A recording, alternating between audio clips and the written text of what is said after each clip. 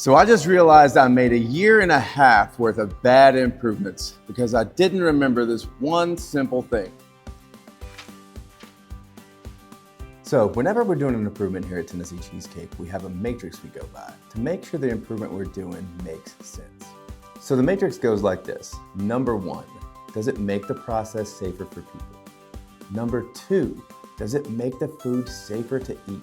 Number 3, does it increase the quality of the food or the items we're producing? Number 4, does it make the process easier? And number 5, last but not least, is it faster?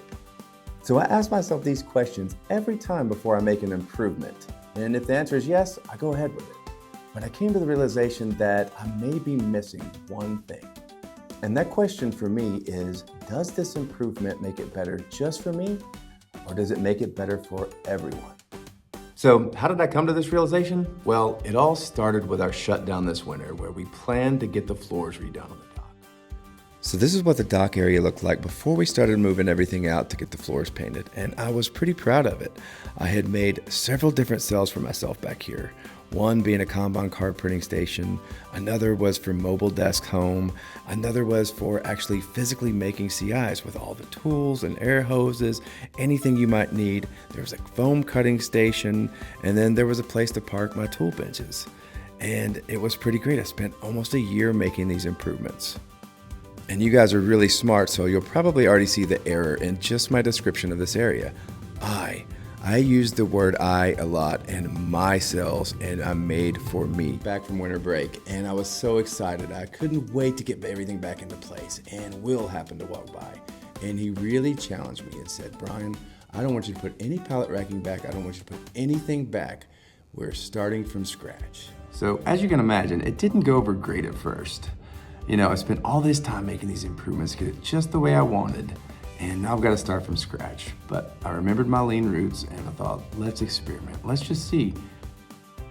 The problem was I was designing this area and making improvements in this area designed on what I do and not by the job that was required in this area.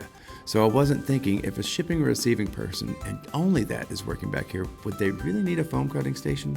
Do they really need all these tools to make improvements? Or do they just need a great, clean, open area to pick and receive orders? So as you can see, we've simplified the area. All of the shipping receiving things are on this one small desk right in the middle where you can receive and ship orders. And it has everything you need right here. It is not spread out and it is not in a huge pallet bay. Very organized, just what you need, nothing that you don't. And in place of the racking, we have made lanes where you can stage product. So you can stage incoming product and unload a full truck to this area and inspect it before it moves out into the warehouse. And you can also stage outgoing orders in this area. It makes it very, very simple to keep it organized.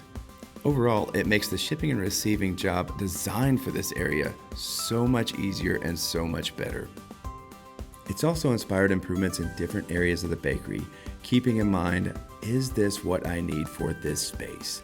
And is this easy for everyone? So hopefully you learned from this experience and not the hard way like I did. And you ask yourself, is this the right improvement for this area? Is this the right improvement for this job? And is this the right improvement for everyone? Or is it just for myself? And hopefully you can avoid making bad improvements for a year like I did.